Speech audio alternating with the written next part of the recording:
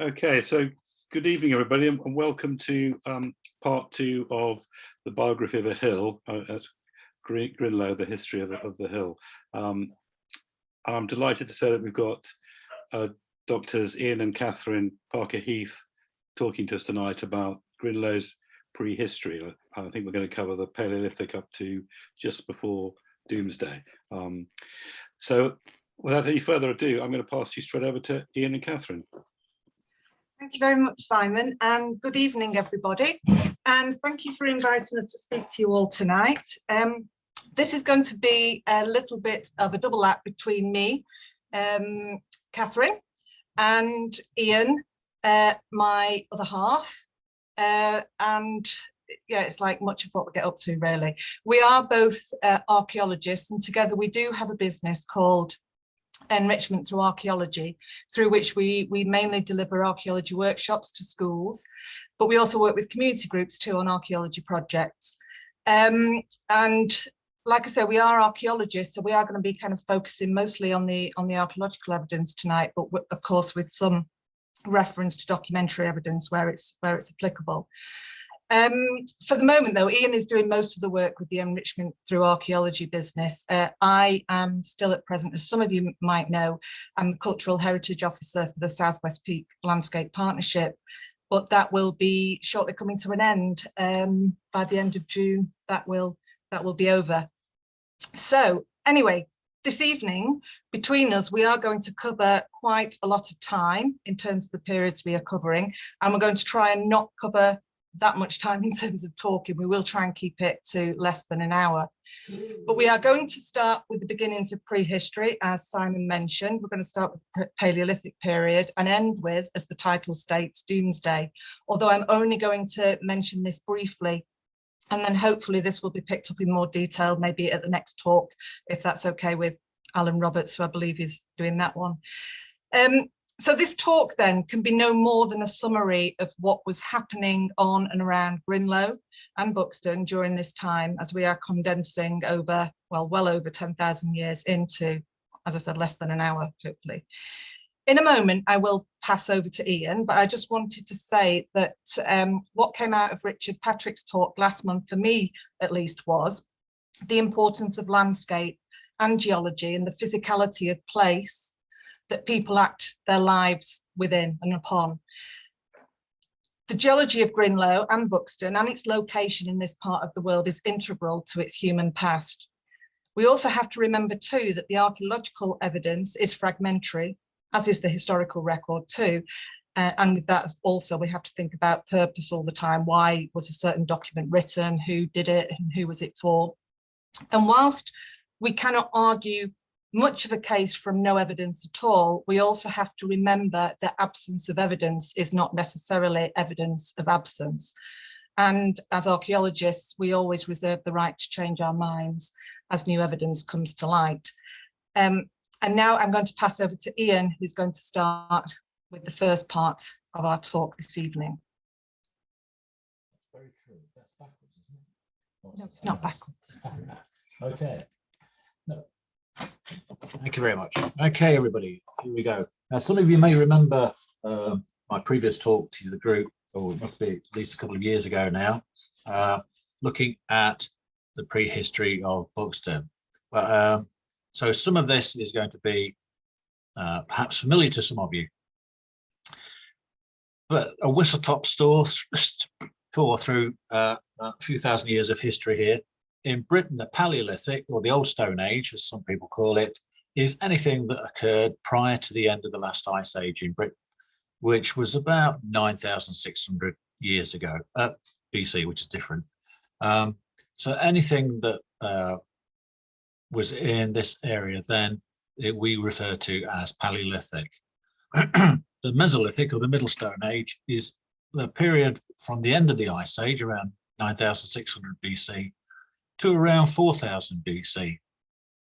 And that then led into the Neolithic, or the New Stone Age. So in Britain, the Neolithic begins somewhere around the first decades of the third millennium, around 4000 BC, and it lasts for about 2,500 years. Now, as most things in archaeology in Britain, this period is perhaps open to some speculation, and some dates for the Neolithic in Britain are a lot earlier than others.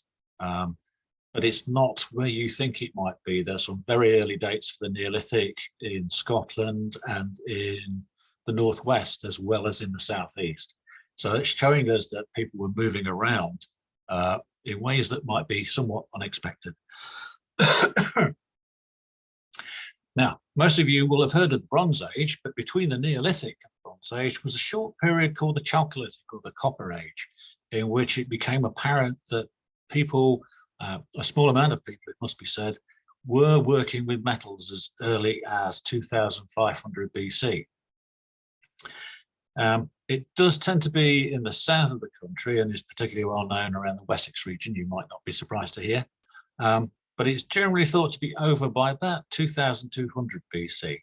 And that is really coincides with the start of the Bronze Age. So there's a little bit of an overlap there. But the Bronze Age then continues until about 800 BC, when we see the Iron Age start. So that's a whistle-stop tour of, oh God, thousands of years there. How does that actually manifest itself locally? Well, let's have a look. Okay, so what's in a name? Well, I've taken you through the Stone Age, the Bronze Age, and the Iron Age. And what you're looking at here are pictures of objects from the Bronze Age. And as you can see, they consist of wood and some other things. Well, these objects are a mixture of bronze and gold. The square lozenges at the top are gold, which were found in burials on Salisbury Plain. And we have a range of objects made of bronze, and we found sets made of stone and gold and wood. So they all fit together. Now, the problem is that we still use this terminology, what those archaeologists call a three-age system. And this dates back to the 19th century, when archaeology was in its infancy. And so they began to change, track changes in the kind of technology that people were using. So we ended up with what they call a three-age system: the Stone Age, the Bronze Age, and the Iron Age. And this is named after changes in the dominant or the major technology. So in the Stone Age, yes, a lot of stone tools were used. All stone tools were recorded. Now, it changes as you get into the Bronze Age, because you then begin to get metal appearing in the archaeological record. But that doesn't mean that stone tools have stopped being used, nor does it mean that tools such as small antlers stopped being used as well. People were still using tools made of wood, made of stone, made of bone, made of all sorts of things. But bronze had made an appearance, so the early archaeologists called it Bronze Age. And the same then occurred later when they discovered iron tools. So these names do hide a lot of things that are actually going on. So let's go over to the Paleolithic, as we can see in and around the Buxton area. Well, the last ice age, which I say ended about 9600 BC, its furthest extent was just a little bit further south than where we are. So this site here, which is Dowell Cave in Dowdale. For those of you who don't know where it is, it's between the Buxton Raceway and Pillsbury. And if you walk down that road there, you will walk straight past this site. So there's no evidence actually in Buxton of anything Paleolithic. The ice sheets wiped everything away. What we do have is some residual material as the ice sheets retreated in places like Dowell Cave here. There are other sites further down the Dove Valley that has got some evidence, and it's two sorts. One is it tends to be animal remains, so species such as glutton wolverines, that's their other name, isn't it? I remember it eventually. So wolverines used to wander around the Peak District. So what have we got? Well, the environment was mainly a mixture of deciduous woodland. And the earlier woodlands were dominated by birch and pine, and they were followed by amounts of hazel and elm. So species such as birch and pine are called pioneer species, and they would begin to stretch their territory from further south into the Peak District and hence northwards. Now, of course, there's also a difference between height. So because we are quite a few meters above sea level here, we would have had different species to we would have had in the south. And this picture continued in the Mesolithic. So the Mesolithic, or the Middle Stone Age, occurs after the end of the Ice Age. So it sits between the end of the Ice Age and the beginning of the Neolithic. So this is a Mesolithic site fairly close by. This is on top of Harper Hill, somewhere near the reservoir, if you know where that is. So climatically, we have a gradual warming around 5000 BC. So we begin to see changes in the type of forests that are around. Sorry, I've got a frog today. So Longdendale, which is over to the north of us, basically. We have pollen species such as alder, lime, and beech. Above that, it tends to be pine and oak and elm. And above that, it ends up with a scrubland of birch and willow. So you've got these different zones as you climb up in height, and we're finding different species have colonized these different areas. So we have several Mesolithic sites in and around Buxton. There's Harper Hill here, which had a spread of Mesolithic material on it. And perhaps our most famous ones are Otter Hole and Lismore Fields. Both of these sites had quite a significant amount of Mesolithic material there, both in the form of tools that people were using and the waste material. So this is a sort of thing that was usually found on Mesolithic sites. We call these microliths. And as you can see the scale there, these pieces of flint are really quite small. They're often 1 to 2 centimeters long. As with a lot of archaeology, Otter Hole Farm off St John's Road was discovered in advance of building work. And it contained, besides possible evidence of housing, with a really extensive and significant assemblage of these stone materials, usually in the form of tools, like these small blades, but also the waste material from their making. So people will be sitting around chipping these little bits of flint, and all the little bits of flint that fell off onto the floor stayed there. Nobody swept them up, nobody put them in a bin or anything like that. They just stayed there on the ground until we, as archaeologists, come along and excavate them. The Lismore Fields is quite literally across the road from Otter Hole Farm. So Otter Hole Farm is on the right-hand side as you go up St John's Road, and Lismore Fields is on the left, and they are opposite each other. So unsurprisingly, perhaps, Lismore Field also contained a large amount of Mesolithic flates, but also there were a number of pits and stake holes. Now, luckily, the excavators also found charcoal, which was dated to somewhere around 6,800 BC. Now, this is the sort of material that we're looking at. You can see this, the black material there is burnt, and that's what would have been sampled and sent off for radiocarbon dating. What's more interesting here is you have the burnt material underneath, and it looks as if it's been sealed on top. There's been an event of some description there, and somebody at some point after that has felt it worthwhile to seal it off.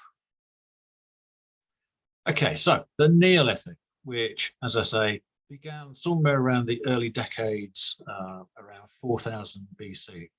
And this is a plan of Lismore Field. So on the left, as I'm looking at it, and probably you are as well, is an overall site plan. And you can see a number of features are there. So in the top half, you can see some circular features. And at the bottom left, you can see a sort of rectangular building. And on the right, there's a much larger, longer rectangular building. And this is the one that's shown in the photo in the middle. Each of those big holes there is a post hole. So there would have been a post there, usually the side of a small tree, and they would have been joined together, possibly by a plank or a stone wall, and inside there would have been a number of features, including in this case hearths. So Lismore Fields, what would it have looked like? Well, the picture here is of a sort of scrubby area, and that's what would have been present in Lismore Fields at around the time of these buildings. The archaeologists also found a number of other interesting things. So we've got 2 or 3 subrectangular buildings. Most people call them houses, although there's usually a problem associated with thinking of something as a house. We don't know quite how these things were used, or whether they would have been considered to be a house as such. So there were pottery and stone tools and waste found in and around these houses. And an example of the pottery here in this image on the left is of an early Neolithic pottery bowl. Archaeologists call them carinated bowls because they have this lip at the top. Now these were usually made, so far we found, between 4000 and 3700 BC. So that's quite a narrow window in terms of archaeology. Now they also found grain, a type of wheat which is shown here in the other image. Now, one of the things about the Neolithic is that people have often called it the Neolithic Revolution, when agriculture arrived. Don't think of these things as being grown on farms. Think of these as more like allotments, that people were growing this new grain as well as other things, and it was being used for, well, we don't quite know what. But just because we find grain on a site doesn't mean it was being grown locally. I think, as most of you might recognize, this is a little high for growing wheat. There aren't many wheat fields around here these days, and there may have been even less so 6,000 years ago. But there's also evidence of woodland being cleared. So people were making an impact in and around Buxton there. Now Lismore Fields is in some sense downhill from Greenlaw itself. Now, in terms of dating, these dates were taken back in the 1980s, and if we took them again now, they would be perhaps a little more accurate. But even so, the dates of at the very beginning of the Neolithic, 3990 to 3100. So that's quite a span. As I say, if we did it again today, those dates would be considerably tighter than that. So not content with 2 Neolithic buildings in Buxton, another one was discovered a few years ago out of water swallows. And now the Nestle bottling plant sits on top of where that house was found. It also, the site also contains another big shred of Mesolithic material. So I think so far you'll notice that there's absolutely nothing being mentioned about Greenlaw. It's not to say that people weren't there. It's to say at the moment we haven't got any evidence that they were. So a bit closer, we have Harper Hill. Now Harper Hill is the next hill along from Greenlaw, and here are some of the things that have been found. We've had polished axes from as close as Ferndale. We've had scrapers, we've had flint tools. Most of these have been found across the years. And in 1929 to 34, there were a number of excavations that, well, excavations prior to quarrying, and of course building the houses up there. So Harper Hill isn't that far away. It's literally the next hill along to Greenlaw. And yet there's all this activity that's been taking place over there. Okay, so still in Buxton, you'll be pleased to know that all this has been found. Now my main reason for putting this up is to show you just about the range of where some of these objects were coming from. So the polished stone axe that was found at Brilo Grange down at the bottom near the bookstore, that axe came from Charnwood Forest in Leicestershire. polystone axe that was found in Silverlands came from the Great Langdale in Cumbria. The Temple Meet estate in Buxton, Craig Lewis in Wales. Slightly further afield, Dove Holes. These axes came from Penzance in Cornwall and Craig Lewis in Wales. So you can see these things travel. They travel tremendously well in the Neolithic. And so Buxton was en route, you might think, between a number of other sites. However, we're talking about Greenlaw, and Greenlaw finally makes an appearance in the archaeological record in the Bronze Age. So this isn't not a picture of Greenlaw itself, but it's the hill on the other side at the top of, I forgot the name. Simon walks up it every day nearly, near Cunningdale. So, what have we got? Bronze Age activity. Well, the significant Bronze Age activity on Greenlaw itself is, of course, sitting underneath Solomon's Temple. Back in 1894, Micah Salt excavated a Bronze Age cairn or barrow over there. So what we have in the centre here is a plan made roughly at the time of what was found in the excavation. So at the top we've got a plan of the burials that we've discovered, and the bottom of it is a section. Now, the thing to remember here is that this was carried out before modern archaeology had really been invented.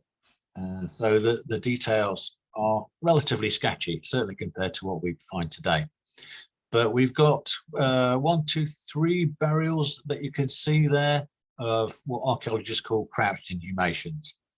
Now, the top one, interestingly, is not in a grave. It was laid upon a shelf of natural bedrock, which may have been on the surface at the time. So this is essentially the western half of the cairn.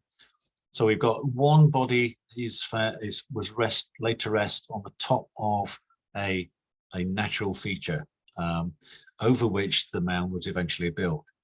The second burial was also laid on something natural. It wasn't in a cut grave or anything, but its head was protected by a couple of upright stones, so that the body had been placed there, and then these stones have been placed next to the head, we think in an effort to keep the head safe. It wasn't until we get to the center here of these three where a rock cut grave was actually cut into the bedrock and another burial inserted. There's also a chamber at the top of that which seems to have been full of really badly degraded human bone. The excavators at the time couldn't tell very much more about it other than it was human bone. So what we've got are 3 burials there, and the excavators thought that the first one was the top one, the one that was laid to rest on the shelf. Now, what we've also got are a number of objects that were interred with them. And on the right, you can see this rather fine looking, what we call food vessel, which was interred with the second one. And over on the left, I don't know if you can see that where it says figure 113, this is a beaker. Beakers were made somewhere between the end of the Neolithic and the early Bronze Age. So they're like a crossover type of pottery that occurred in significant numbers throughout the country. And they were often associated with what we think of as beer drinking or drinking alcohol, which is why early archaeologists called them beakers. This one, as I say, comes from Greenlaw here, but there are a number of other local burials which have also featured beakers. And there are also a range of flints that came out with these excavations. So Greenlaw in the local area, we have this site here is the Gospel Hillocks, one of a pair of barrows which also contain beakers. And as I say, these span the late Neolithic and the early Bronze Age. If you want to see the Gospel Hillocks, if you walk down the road to King Sterndale from the crossroads there, you can see them both on the left-hand side. Now, unlike the Gospel hillocks, many of them are situated on hill crests or the tops of ridges. In a sense, there's also less evidence of living and settlement in the White Peak than there is in other areas. For example, over at Gardham's Edge, then we have lots of field systems and house platforms, the remnants of living, if you like, which suggests that this area in the White Peak tends to be more a land of the dead, possibly. It's so rich in these burial sites. Now, more recently, as in the last couple of weeks, a site has come to appear and be excavated where the new housing estate is on the Ashbourne Road, opposite the industrial. No, is it industrial site? Yeah, opposite B&Q. Opposite B&Q. Another site that was found by chance, which turned out to be what we think is a Bronze Age clearance cairn. It's certainly Bronze Age. They got Bronze Age pottery out of it, but there was no burial in it, and it didn't look as if any attempt had been made to bury anybody in there. So it suggests that it's a cairn which they've created quite carefully from stone, which has been collected up from around the area. And again, it's close to a number of other sites in Buxton. Now, the Iron Age. The Iron Age. What can I say about the Iron Age? Not very much. I'm going to hand you over at this point to Catherine. Thank you very much, Ian. I hope you can hear me all okay. I'll just come a little bit closer. Okay, so the Iron Age, this begins in Britain, as Ian mentioned earlier, around about 800 BC. And whilst we definitely have Bronze Age evidence on Greenlaw, the Iron Age is a different story, just to show you where Buxton is in this map. Yeah, the Iron Age is a different story, and we have no evidence whatsoever in Greenlaw, but not just confined to Greenlaw or even Buxton. It's the same kind of story across the Peak District, where there is very little evidence for the Iron Age at all, except as this map shows for hill forts. There are definite examples such as Fincop, which you might be able to see here, and the ones that are definite are basically the ones that have had some kind of archaeological investigation, some kind of archaeological excavation to confirm this. So there are also a number that are possible examples, which are possible usually because they have not had that same kind of archaeological investigation about them. And some of these hill forts may have had earlier origins back in the Bronze Age and even back into the Neolithic. But there is a lack of settlement evidence for where ordinary people have lived and moved around. So what happened to the people who were here in the Bronze Age? Was this, as Ian just recently suggested, a space, especially on the limestone plateau, was this a space that was just set out for the dead? Although I think what Ian was just saying before about the new evidence that's come up opposite B&Q maybe was suggesting that something else is going on. And of course, like we say, that the archaeological record is fragmentary, and we're often at the mercy of these chance finds or when development takes place. If we think about a lot of the sites, things that Ian's mentioned has been about housing developments and things like that. And where we live as well, I know Buxton's not included in this, but we are within a national park which has limits on development and what can happen. So in some ways, there's not the same chances as there are in other parts of the UK for finding things as development takes place. And we just have to think about HS2 at the moment and the amount of archaeology that's uncovering. However you feel about the sense of that, but at least we're getting some good archaeology out of it. Okay, so as well as finds that might come up through development or not in this area, we do sometimes get chance finds. usually from metal detectorists, and I don't know whether anybody will recognise this, but this is the Leekfrith hoard, which was discovered in Leekfrith. That's kind of down towards Leek, and this is, I think it was about 2016 that these were found, and these are gold talks from the Iron Age. So occasionally you get these fantastic finds. So what of Greenlaw's story in the Iron Age? Well, quite frankly, we don't know, but this lack of Iron Age archaeological evidence is supplemented by the fact that we have a Roman name for Buxton. Admittedly, it's Roman and it's from a later source from around about 700 AD, which I'll talk about a little bit more later. And this name is Aquae Arnemisiae. Now, people may pronounce that differently, so forgive me if it's not how you would pronounce it, which basically means waters of Arnemetia or Arnemisia, who was derived, then that name derives from the Celtic for beside the sacred grove. And Arnemetia was, we believe, a local Iron Age goddess. The name of this goddess, though, is also found on an inscription on an altar from Navio Roman fort at Brough-on-Noe. So she's not just a goddess to be associated just with Buxton, but a deity who was worshipped by the Iron Age people or the tribe that lived here at the time.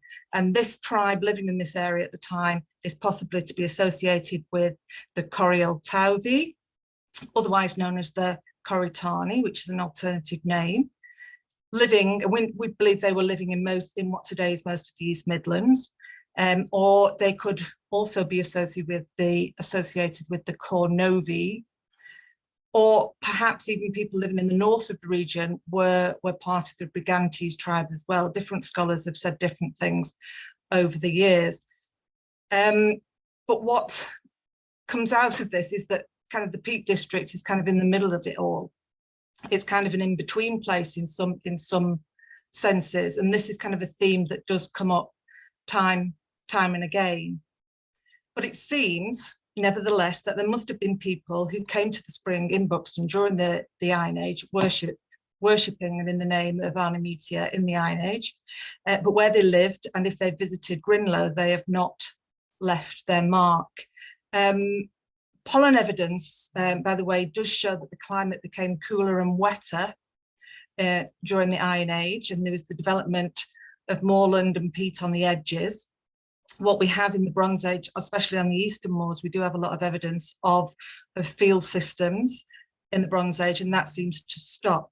However, the same pollen evidence does indicate that cultivation was still happening, but who was doing it and where they were living, we're not quite sure.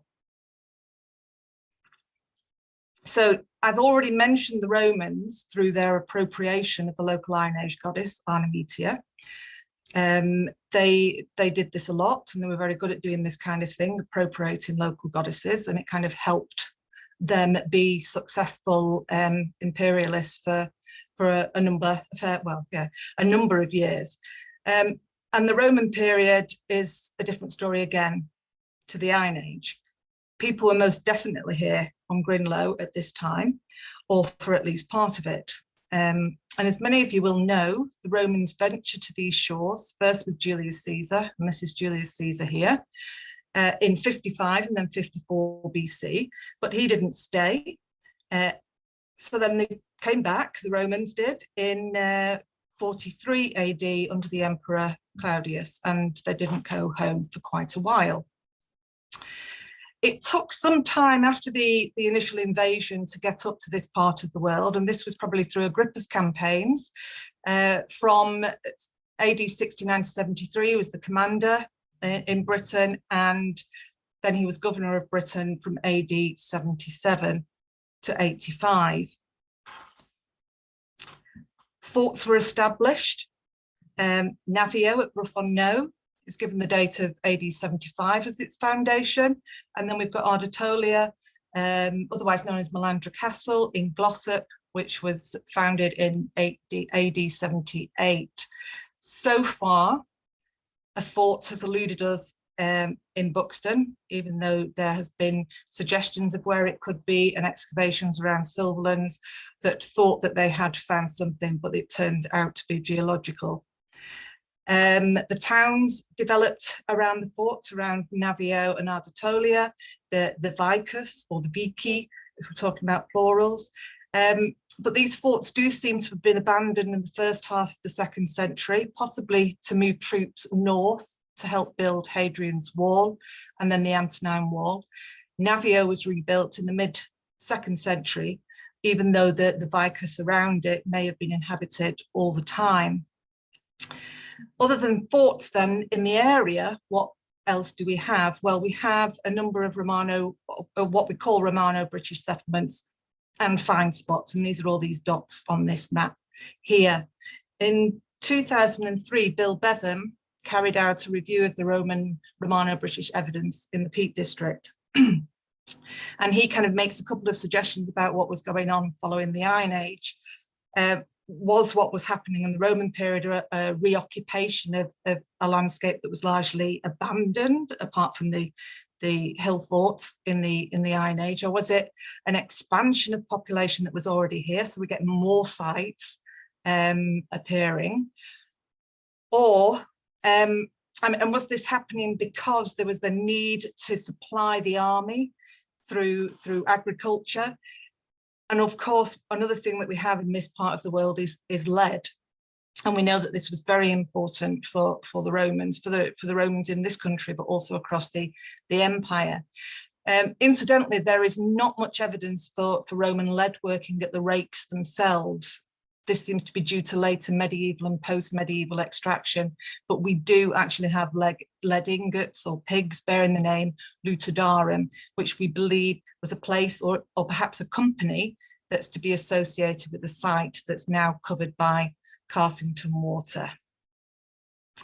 It may be that these Romano-British sites are also covering the Iron Age evidence.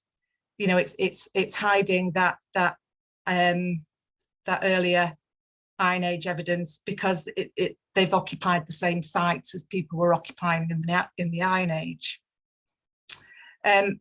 Just to illustrate too, you know, some of these sites have then been continued to be inhabited into the medieval period and then the post-medieval period too. But this is just a plan just to illustrate how later agricultural activities, such as ploughing, can actually remove traces completely of evidence of earlier periods. So this is the Romano-British settlement at Chi Tor, near Blackwell. And you've got the settlement site down here at the bottom, you've got the field system up here, and you've got a blank area where you haven't got Romano-British evidence. You don't have the banks and you don't have the remains of the settlement. And the reason we believe this area is blank because this is where Blackwell had its medieval common field system. And basically the ploughing that was done there has taken all this evidence away. Now, when we come to Buxton then, Buxton is a very interesting case in terms of its Roman identity. We have this name, Aquae Arnemisiae, and there are those that argue that it was the northern equivalent of Bath, which was Aquae Sulis. And it is indeed the only other place in Roman Britain with the prefix Aquae, the waters of. And I already said before that Aquae Arnemisiae, meaning the waters of the goddess Arnemisia or Arnemitia, as mentioned previously.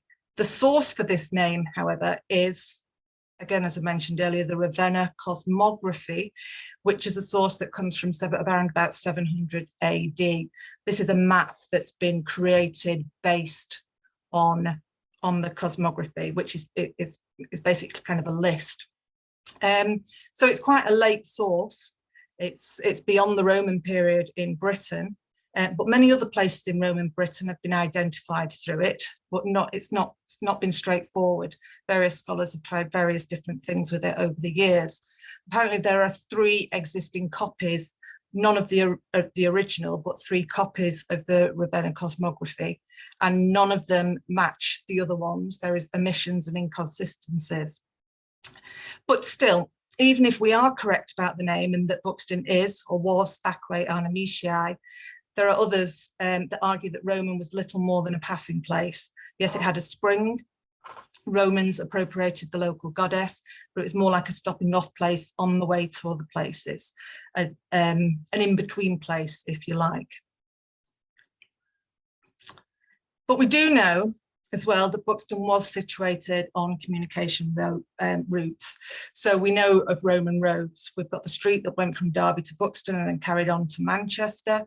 We've got the road from Buxton to Brough to Navio, Baden Gate, and that seems to carry on further to Templeborough, where there was a fort. We've also got other possible roads, and this plan kind of shows where we've got the definite roads, where we've got evidence, and postulated Roman roads. Some of the excavations up closer to Buxton, again, in terms of where the houses have been built, some of the excavations there have not revealed what can be called a Roman road. It seems more that it's revealed post-medieval field boundaries. So what's quite going on there? I'm not quite sure whether the actual road is directly underneath where the A515 is now. I'm not sure. There are reports that you can read from the excavations that have taken place recently. But of course, we know that the Peak District, not necessarily Buxton itself, but the Peak District was very important to the Romans for its resources, in particularly lead. But if we look more closely at the Roman evidence in Buxton, I did give a talk a couple of years ago at the Pump Room, so I don't know if any of you came to that one, but there I looked more closely at the historical record and at the finds that there were for the Romans in Buxton. I'm not going to go into the same amount of detail here because I just don't have time, but you can see all the finds that are in the historic environment record, those finds that have been reported, and I've kind of categorized them as those that are definite and those that are possible or probable. So the red marks are things that are definite, and the blue marks are the things that are possible. So you can see that there are a number of red marks, but there are also a fair number of blue marks that are just the possible things. So if we think about those possible ones and we look more closely at them, so we've got the site of a Roman bath, St Anne's Well, Roman baths, possible, probable, alleged Roman structure, lead bath, and all these kind of things. We see that a lot of these records come from, or a lot of the finds, some of these are excavations. So the alleged Roman structure, that was an excavation. These are all coming from back in the 17th century, the 18th century, and the 19th century. And Ian mentioned earlier that archaeology was hardly a discipline at this point. It was only in the mid-19th century that we started to think about and accept the age of the earth and the fact that humans could have lived for such a long time. And it was a long time after that modern standards of archaeological fieldwork have come into being. We also have reports of a number of finds, but we don't have them anymore. So we've got reports of a fluted column, of milestones, of pottery. Some of these are more recent kind of reports. But if we don't have them, then we've got no way of knowing whether those reports are accurate or of verifying them. The definites then that we think about, there's a site at Staden, Pools Cavern itself, which I'll come to in more detail in a moment.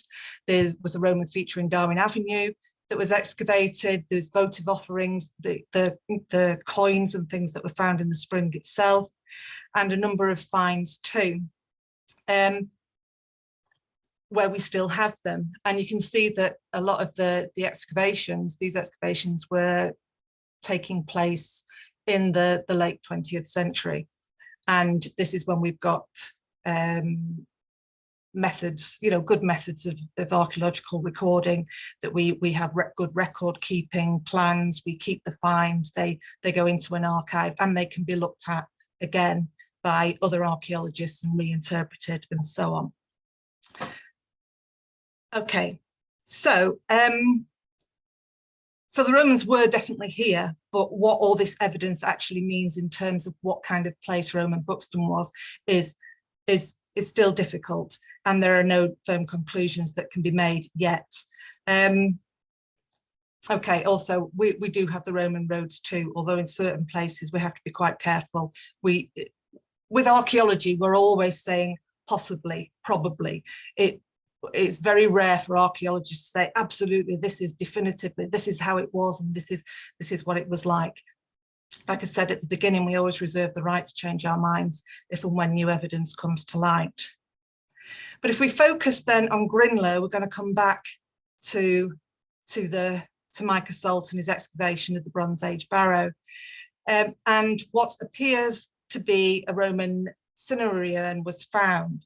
It was described by William Turner in his book, Ancient Remains Near Buxton, where he describes a lot of Micah Salt's excavations. And this was, I think written in about 1899. So he describes it as a Roman cinerary urn, but he does state too that there was no evidence of calcined bones. So that was burnt bones, basically, a cremation. So in a later review of the evidence, John Barnett describes these simply just as a collection of Romano-British sherds recovered near the mound surface.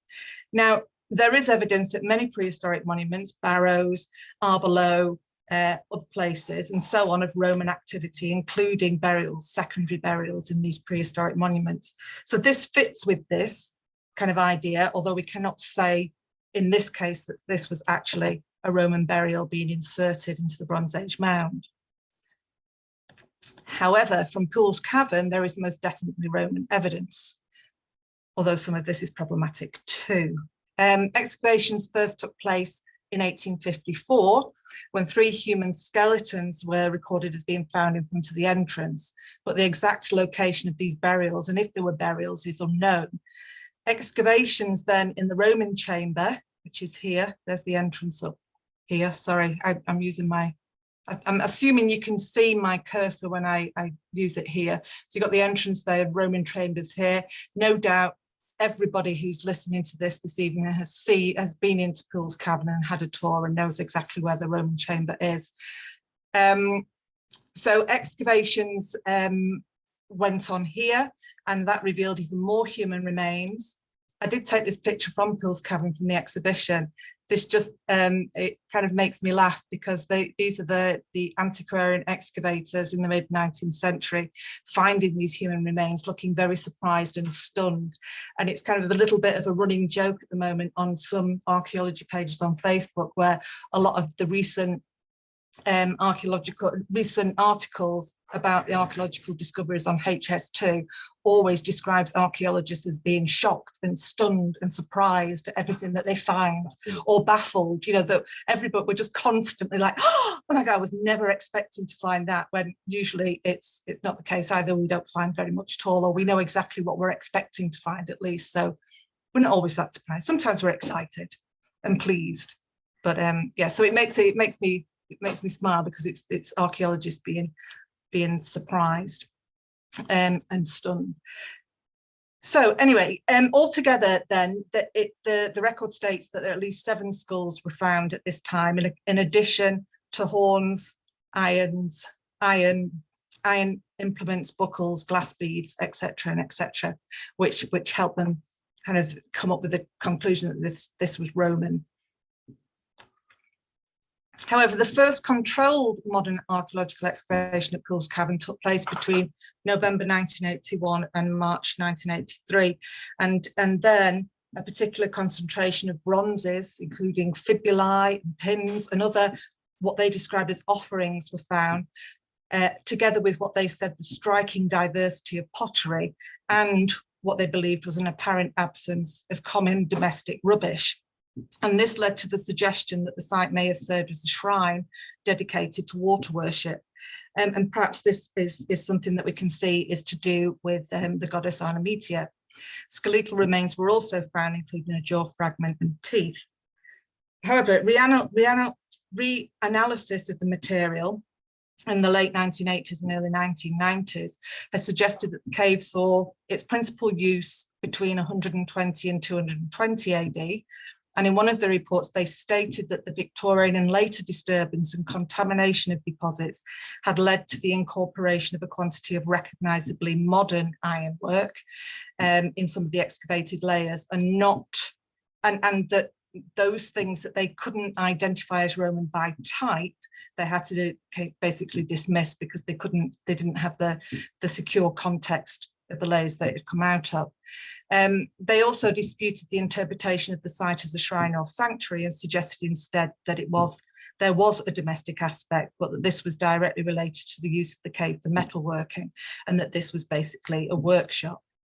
They thought that the burials were Roman, but that they formed part of an early Roman phase of activity in the cave. And the second phase of activity, the metalworking, may have been relatively short-lived, but there is a lot of evidence of casting bronze, of bronze working, and of the finished artifacts themselves.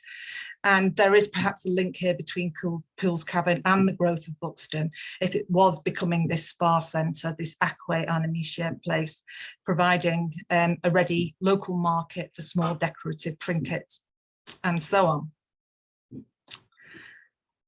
There are links to journal articles for these excavations. So there's this one, which is the Peakland Archaeology Society's excavations in the early 1980s, and the later kind of reassessment of the evidence here. Now, I realise these links are not going to help you very much at the moment, but if you did want to kind of get hold of these, you could just Google the names and the titles, and it should bring you then to the Archaeology Data Service, which if you don't know about that site and you're interested in archaeology, it's a fantastic place. It's where you get all the kind of excavation reports from all the development archaeology units now. Archaeologists now are kind of obliged to upload all their reports. So if you wanted to sift through it, you know, the excavations along the Roman road opposite B&Q with the houses, it'll all be on there, so you can go back to the original reports. Okay, we still have quite a bit of time to get through, and not that much time for me to get through it, so I am going to try and kind of condense this a little bit more so that people still have time to ask questions at the end. But we do all know that the Romans didn't stay forever.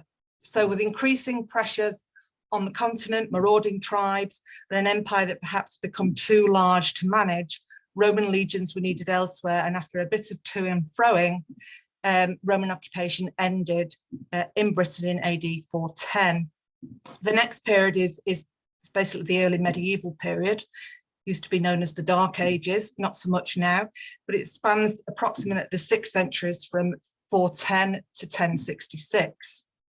And this is a time when new invaders and settlers arrived, the Anglos, the Saxons, the Jutes, and others initially. And as well, later in the period, we get the Vikings coming as well. Now, just to say that the Anglo Saxons, as the early part of this period is often known as well, they weren't new to the Romano-British. In the 3rd century, the Romans had built what's known as the Saxon shore fort on the southeast coast, and this is just an example of some of the, well, these are the map of the forts on this Saxon shore forts as they were known. And as I mentioned, this is a period of time as well from the later 8th century when the Vikings arrive as well. Now, neither the Anglo-Saxon invasions nor the Vikings seem to have been an organised force. It wasn't like an invading army in the same way that the Romans were in 43 AD. It was much more kind of haphazard. In some cases, it seems that the Anglo-Saxons were invited at some point, and other times they invaded, and the same with the Vikings as well. And this shows how you've got Vikings from Norway and Sweden coming around the top of Britain over to Ireland and the west coast, and you've got the Danes coming towards, first of all, going to Lindisfarne, which is that kind of famous kind of initial invasion of the Vikings in Britain. However, like it is for the Iron Age, there is no archaeological evidence for the Anglo Saxons or Vikings in Buxton, let alone Greenlaw. And I say archaeological evidence. In fact, again, like the Iron Age, there's little archaeological evidence across the Peak District as a whole for the Anglo Saxon period, especially from the 5th until the 7th century. And it may be again that the Romano-British evidence that is obscure in the Iron Age is also obscure in this early medieval period, where a native Romano-British population could be continuing using that same Romano-British material culture longer than archaeologists have given it credit for. There may have been people, people may have moved out of the area completely as the Roman society collapsed. People were trying to survive against all odds, or perhaps were slaughtered as kind of the traditional idea of the Anglo-Saxons coming in and getting rid of the Romano-British population that remained. But whilst we've got no evidence really here in the Peak District, the rest of the country in the lowlands, where you've got the Anglo-Saxons, a lot of them seem to be fighting amongst each other. And it's where we start to see the rise of Anglo-Saxon kingdoms such as Mercia, Northumbria and Wessex.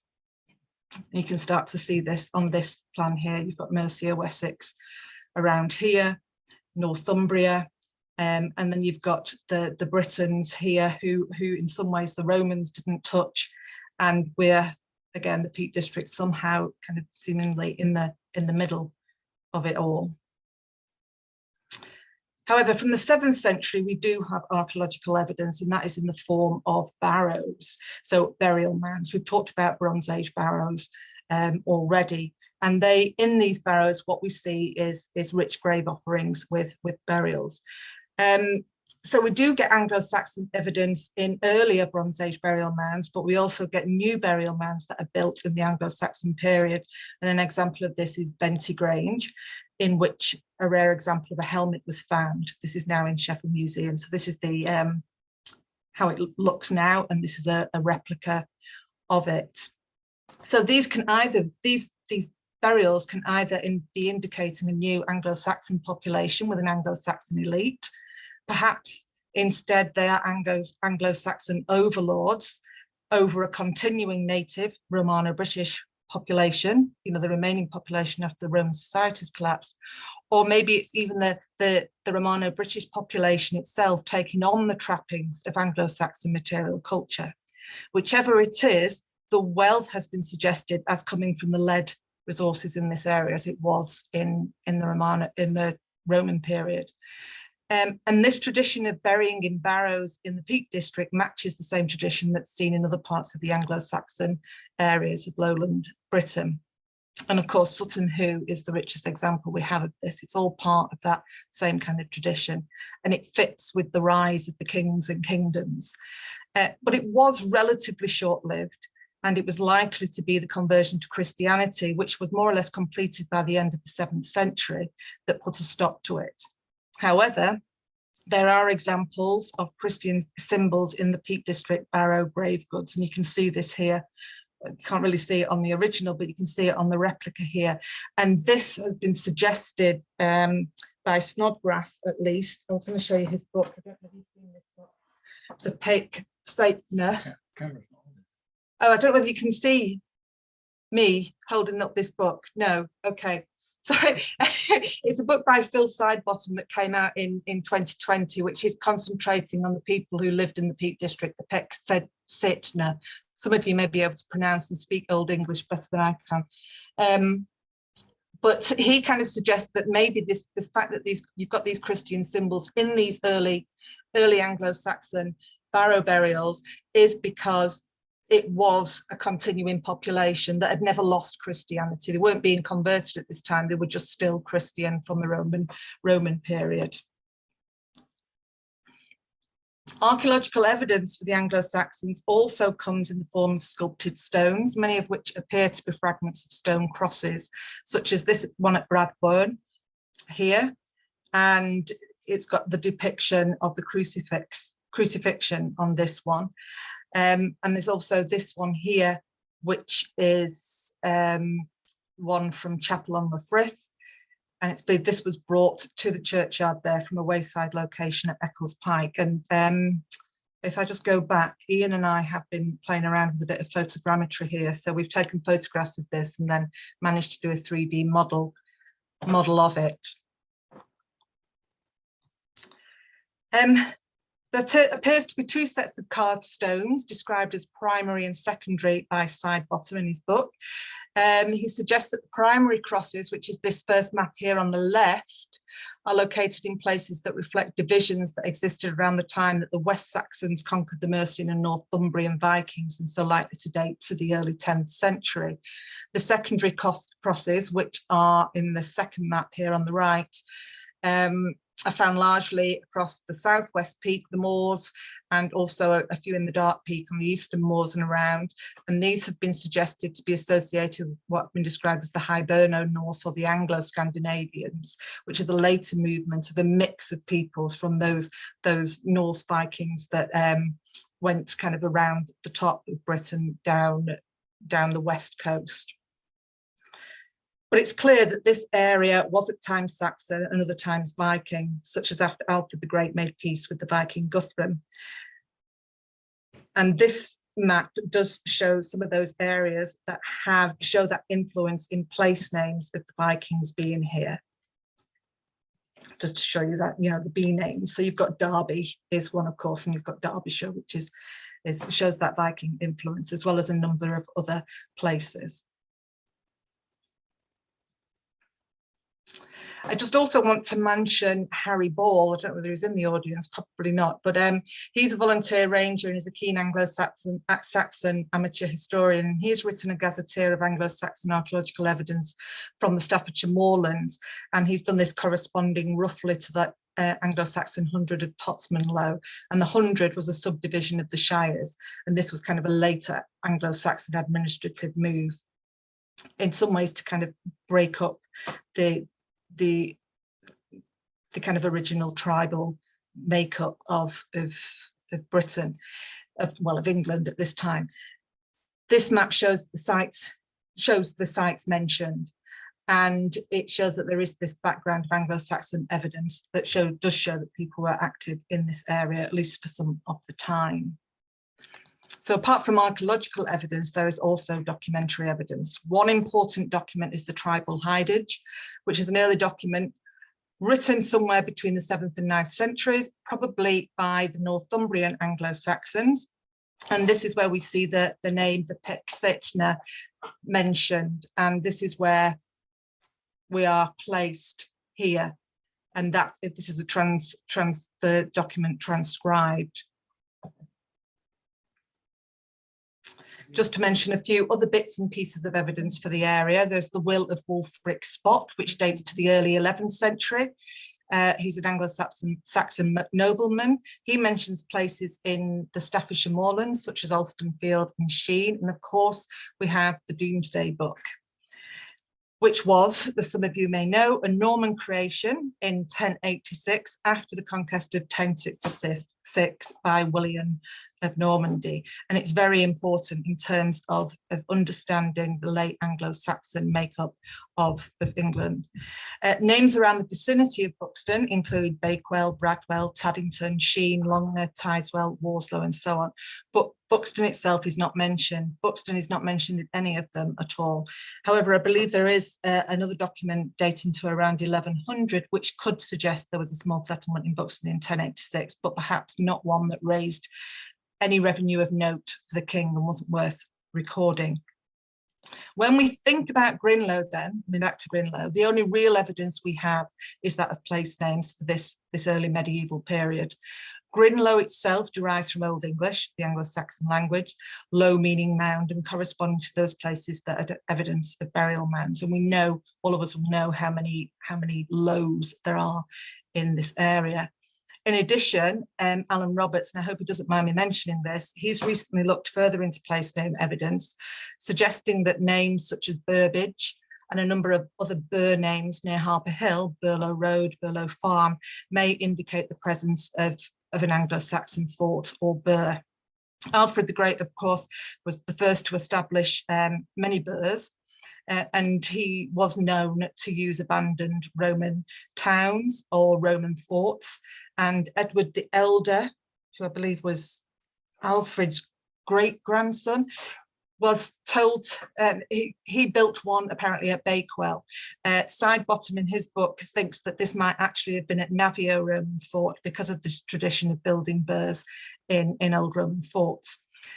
So if there was one around Buxton, what it may have been like, we don't know, but it's certainly an interesting premise. And given our location in the middle of things, you know, that kind of marginal place that swapped from one power to another, it may have been a prudent move on behalf of the Anglo Saxons to actually build something like this here.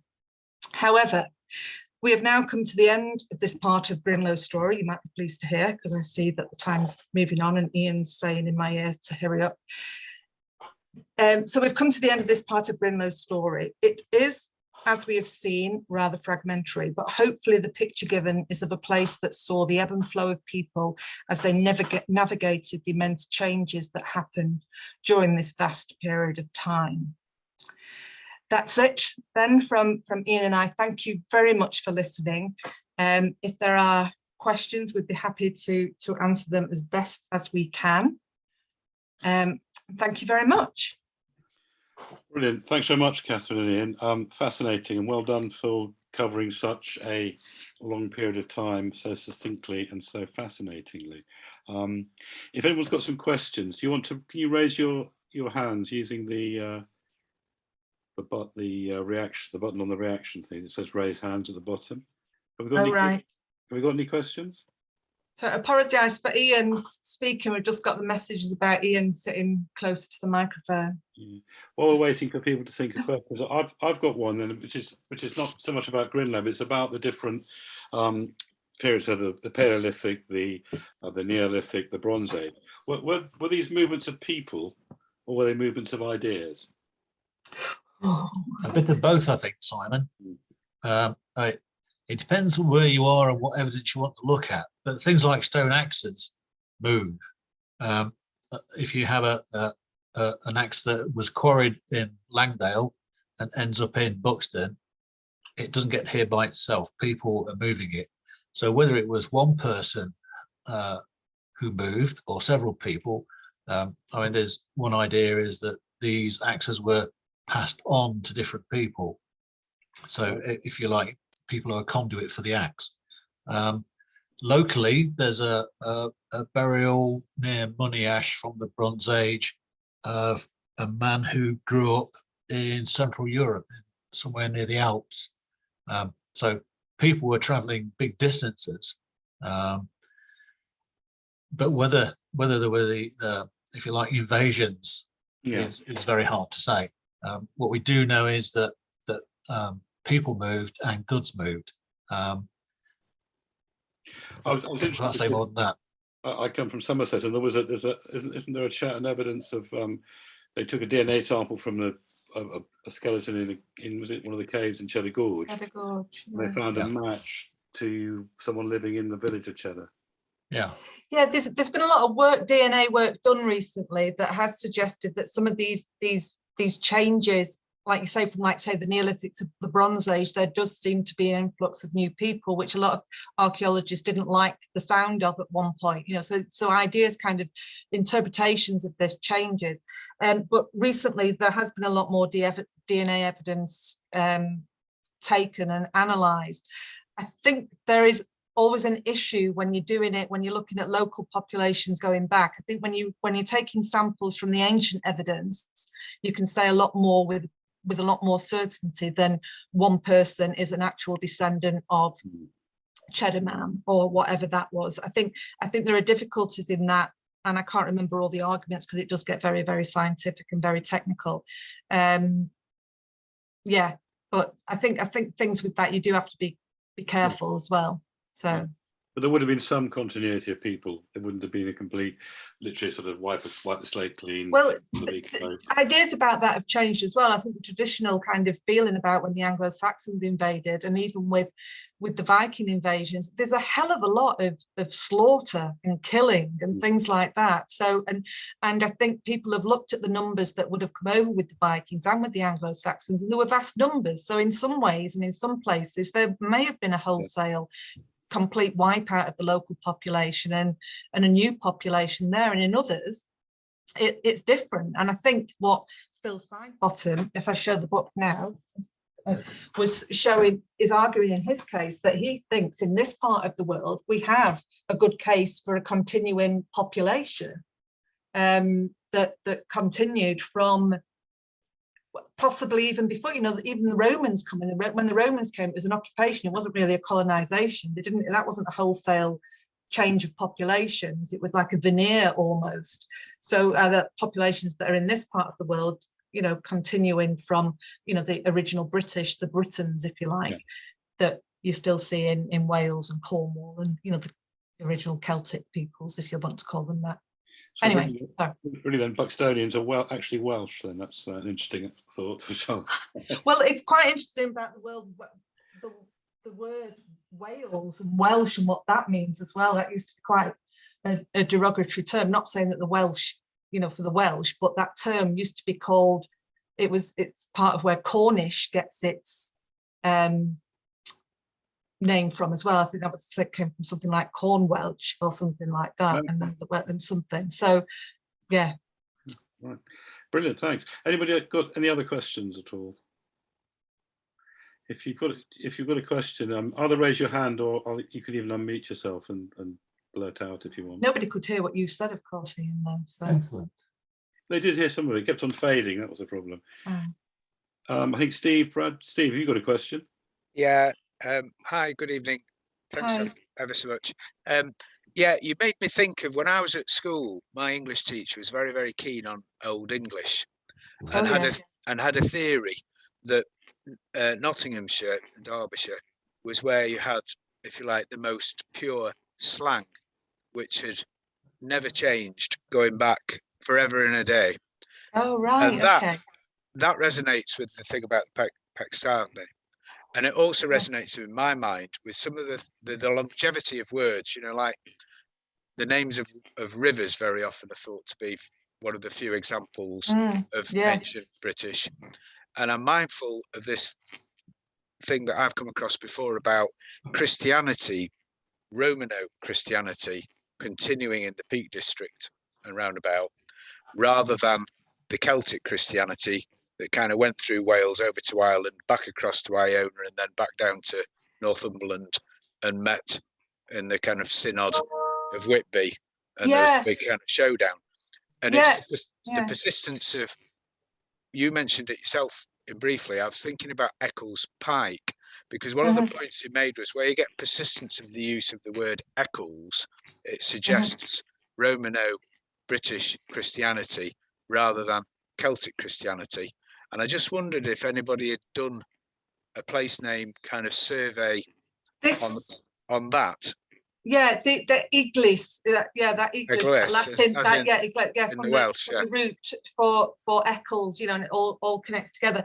And a book that I've been reading recently, it's what's he called? Mark Morris. He does talk about, I think it's his book that he talks about it, or is it? I can't remember. I've read them both quite recently as well, you know, or it's Sidebottom in his book. He does talk about this. I think it might be Sidebottom because he talks about all the Eccles places that are around here and what that means in terms of the Christianity. But I also think there's probably 3 different strands of Christianity going on. You've got the remnants of the Romano-British Christianity, of Christians when Romans were here. But you also have, like you say, that Irish, you know, you've got Patrick going over, and that Irish Celtic Christianity, if you like, that wanted to do Easter at a different time, or whatever other arguments there were. And then you had the Augustine and was it Theodore, who came over and tried to do it through the Anglo-Saxon kind of thing, and that became the established one as the Anglo-Saxons tried to link themselves more with the Roman Empire. So I think whether there's three things going on, I know that when they all come together, like you say, at the synod, and they argue things out, and basically that Roman Catholic Christianity becomes the established one, and Easter is when it is, and all the other things that they argued about, and where you shaved your head, and there was various other things that they didn't agree on. But whether what was happening here, especially at that early period, you know, that those symbols in the Anglo-Saxon early barrow graves, whether that is something different, I don't know, you know. So it's interesting, yeah. But I do highly recommend. I don't know whether you've seen these books. No, and the recent one which I know that Simon has been reading as well, the Mark Morris one, yeah. Anglo Saxons, yeah, he spends a lot of time talking about the religious. Yeah, it's very good and very readable, that one, to give you a whole view of the whole period and how bloody it was. I mean, it's like, you know, you want to just settle down, you think, oh, we've done it, we've sorted it, we've got our boundary, and then suddenly there's another invasion again of one sort or another, and it's exhausting actually reading it. But worse than the market on a Friday night. Yeah. That's great. Thanks very much. Yeah. Anybody got any other? I'm conscious of the times, and I'm conscious of the time that Ian and Catherine have spent on this. So, one final question? Anybody? Has anyone got one final question? Just unmute yourself and shout out, or else, if not, if anyone's interested in landscape and words, then I'd recommend a book by John Stilgo, I think his name is. It's called What is Landscape? With a question mark at the end. And it's literally an exploration of the words that people have used over time and their etymology, how these words have changed, and how we really don't, on a day-to-day basis, know what they mean. I was surprised to learn what lane means. Lane originally referred to the field at the end of the track out of the village, and that's what lane meant. So, you know, there's all sorts of really interesting things in this book about the words that we've used. Many cultures just in Britain that have used to look at language and how they describe the world that they live in by the features in the landscape. What was that book called, Ian? What is Landscape? Okay. Available from all good Amazon websites, presumably. It is, yes, for a very reasonable price. Right. Okay. And local independent bookshops too, no doubt. Yeah, brilliant. Well, look, can everyone unmute themselves and give Ian and Catherine a big round of applause, because I think that's been an excellent evening, and thanks very much indeed.